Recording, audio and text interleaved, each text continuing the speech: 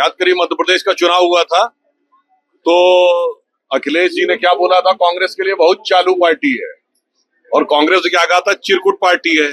ठीक, ये चिरकुट और चालू कहकर एक दूसरे का कर रहे थे अभिनंदन, मगर जैसे ही पत्थरबाजों, अपराधों और आतंकवादियों की बात आती है, सब एक दूसरे को लगाने लगते हैं चंदन। समस्या क्या है कि जैसे इंडी गठबंधन लोकसभा चुनाव के दौरान अपना चेहरा नहीं तय कर पाया था, कांग्रेस पार्टी में समस्या हरियाणा में सिर्फ चेहरे की नहीं है, उनके चेहरे और मुखौटे दोनों की समस्या है।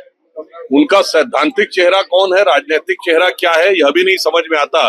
क्योंकि आप जम्मू कश्मीर में जाएं तो उस पार्टी के साथ गठबंधन में जो कहती धारा 370 हम दोबारा लाएंगे।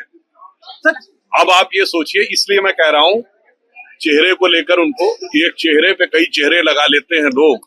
अब किस चेहरे को जनता पहचाने, तो मुझे लगता है जनता उनका चाल, चिंतन, चेहरा, चरित्र भली बात ही। इससे पहले भी तृणमूल कांग्रेस के एक सांसद शुभेंदु शेखर जी इस विषय को उठा चुके हैं। अब उनके वरिष्ठ सांसद जवाहर सरकार जी ने इस विषय को उठाया है, तो अब ये बात बहुत साफ हो गई है। इसका जवाब तृणमूल कांग्रेस को देना चाहिए। उनके एक मंत्री थे मिस्टर गुहा, जिन्होंने कहा था जो उंगली ममता बनर्जी जी की तरफ उठेगी वो तोड़ दी जाएगी।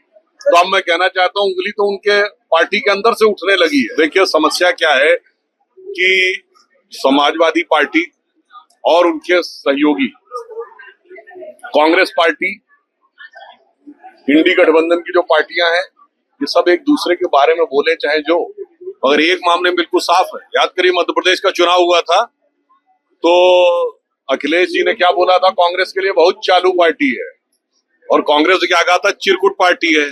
ठीक, ये चिरकुट और चालू कहकर एक दूसरे का कर रहे थे अभिनंदन, मगर जैसे ही पत्थरबाजों, अपराधों और आतंकवादियों की बात आती है, सब एक दूसरे को लगाने लगते हैं चंदन। आप देखिए वहां क्या कह रहे हैं, अफजल गुरु के बारे में बोल रहे हैं उमर अब्दुल्ला, वो भी इनके साथ हैं। और यहाँ पर तो इनकी हालत ये हो गई है इंडी गठबंधन वालों की, अखिलेश यादव जी की, कि वो लैला मजनू कहानी सुनी थी ना, कि अगर पत्थर उनके पड़े तो लैला के ऊपर चोट लग जाती थी, तो मुझे लगता वैसा ही कुछ संबंध इनका अपराधियों के साथ हो गया है।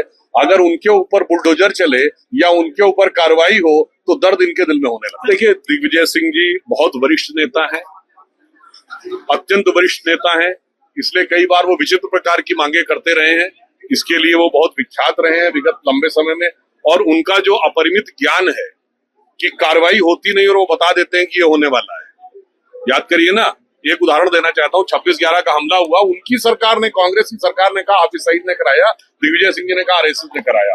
तो इतना अद्भुत ज्ञान जिन वरिष्ठ नेता के ऊपर हो तो उस पर टिप्पणी करना मैं अनाधिकार चेष्टा मानता हूं। देखिए मैं कहना चाहता हूँ, भारत अब एक नए स्वरूप में आगे बढ़ रहा है। भारत के हर नागरिक को स्वास्थ्य और आरोग्य उपलब्ध कराना हमारी सरकार और विचार परिवार का दायित्व है। और मैं कह सकता हूं कि भारत दुनिया में जो एक वैकल्पिक ज्ञान के आधार के ऊपर स्वास्थ्य को संरक्षित करने का प्रयास कर रहा है, आरोग्य भारती का काम उस दिशा में एक मील का पत्थर है।